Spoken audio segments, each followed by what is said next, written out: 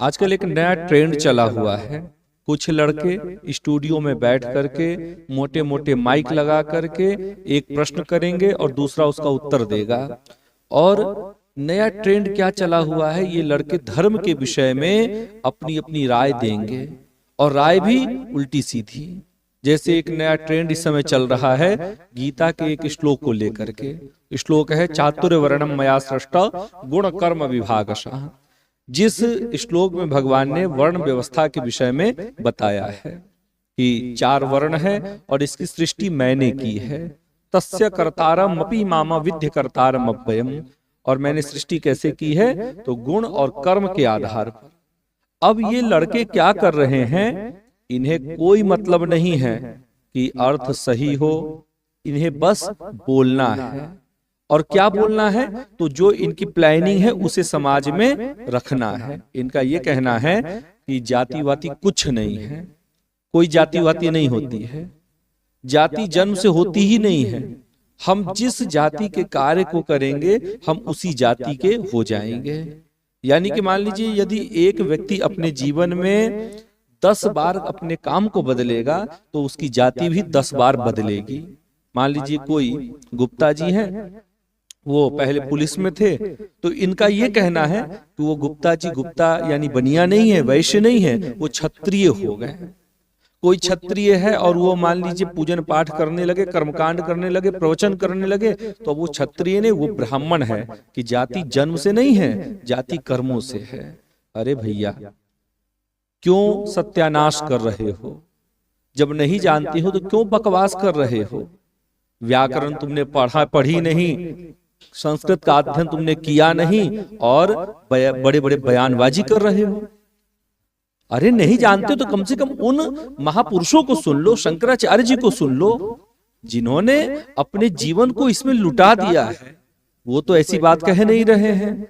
और तुम आज के जन्मे हुए 19-20 साल उम्र नहीं और बड़े बड़े बयान दे रहे हो धर्म पर। आपको बता दूं कि जाति जन्म से ही होती है। इनका जो कहना है कि भगवान ने कहा है गुण कर्म विभागशः, तो भगवान ने भैया किस गुण और किस कर्म के विषय में बोला है ये भी तो जान लो। देखिए इस श्लोक में लंग लकार का प्रयोग किया गया है।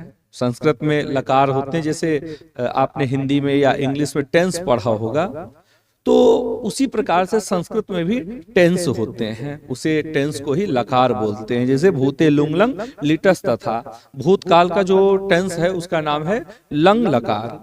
तो इस श्लोक में लंग लकार का प्रयोग किया गया है। यानी कि भगवान जिस कर्म के विषय में बता रहे हैं वो कौन सा कर्म है, कि मैंने कर्म के आधार पर जाति दी है। भैया अभी तो बालक ने जन्म ही लिया है, उसने कोई कर्म तो किया नहीं, तो उसे किसी को ब्राह्मण कैसे बना दिया, किसी को क्षत्रिय कैसे बना दिया, किसी को वैश्य जाति में जन्म कैसे दे दिया, किसी को शूद्र जाति में जन्म कैसे दे दिया? अभी तो बालक छोटा ही, अभी तो जन्मा ही, उसने कोई कर्म किया ही नहीं है अभी तो उसे कैसे किसी जाति में जन्म दे दिया? तो वो इस आधार पर, क्योंकि इस श्लोक में लंग लकार का प्रयोग किया गया है, यानी कि भूतकाल का। अब देखिए भगवान ने जिस गुण कर्म की बात है वो गुण कर्म है पिछले जन्म की। आपने पिछले जन्म में जैसा कर्म किया है आपको इस जन्म में वैसा ही फल मिलेगा, यानी कि उसी जाति में जन्म मिलेगा। मान लीजिए कि कोई वैश्य है, उसने वैश्योचित कार्य किया और धर्म पर वो चलता रहा। वैश्य का जो कार्य है कि व्यापार करे, कृषि करे और इसके साथ साथ वो भगवान के नाम का जप करे, धर्मानुष्ठान में लगा रहे, यज्ञ इत्यादि करवाए ब्राह्मणों को बुला करके, और कुटुंब की मर्यादा का पालन करे। जो वैश्य अपने वैश्योचित कार्य में लगा रहता है, जब उसकी मृत्यु होती है तो मृत्यु के बाद देखिए 2 ही गति होती है, या तो स्वर्ग या नरक की प्राप्ति, या फिर कोई सिद्ध हो जाए तो उसे मोक्ष की प्राप्ति। तो मान लीजिए कि कोई सामान्य कर्म करता रहा, जो उसका धर्म है अपने धर्म पर चलता रहा, जब उसकी मृत्यु हुई तो स्वर्ग आदि की प्राप्ति हुई। और जब स्वर्ग आदि की प्राप्ति के बाद पुनः उसका जन्म होगा तो अब उसका जन्म वैश्य योनि में नहीं होगा, उसका जन्म अब क्षत्रिय योनि में होगा। तो इसी प्रकार जैसे कोई क्षत्रिय है, मान लीजिए उसने जीवन भर क्षत्रियोचित कार्य का पालन किया, कुटुंब की मर्यादा का पालन किया, धर्मानुष्ठान करते हुए अपना जीवन यापन उसने किया।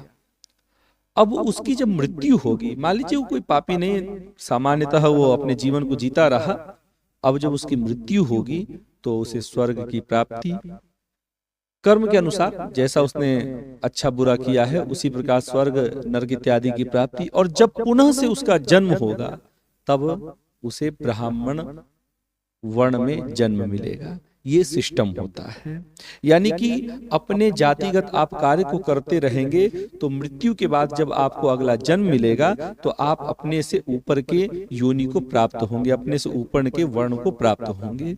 तो भगवान ने जिस कर्म की बात की है वो कर्म है हमारा पिछले जन्म का कर्म। पिछले जन्म में आपने जैसा कर्म किया है उसी आधार पर आपको जाति मिलती है। इसमें भी समझिएगा, हमारे शास्त्र में महाभारत जैसे महान ग्रंथ में बताया कि हमारा जन्म किस वर्ण में हो रहा है, इसके बहुत सारे कारण हैं। मान लीजिए हम किसी दूसरे जाति के अन्न को खा करके मर जाएं, मान लीजिए हम क्षत्रिय हैं और वैश्य जाति के वर्ण के यहाँ जाकर के उनके अन्न को खा करके हमारी मृत्यु हो जाए तो अगला जन्म हमारा वैश्य कुल में होगा, वैश्य योनि में होगा। हालांकि ये सब नियम नीचे के लिए ही है। आप सोचे कि हम क्षत्रिय हैं, ब्राह्मण के घर का अन्न खा करके मर जाएं तो ब्राह्मणत्व को प्राप्त होंगे, तो ऐसा नहीं है, पानी नीचे की ओर जाता है।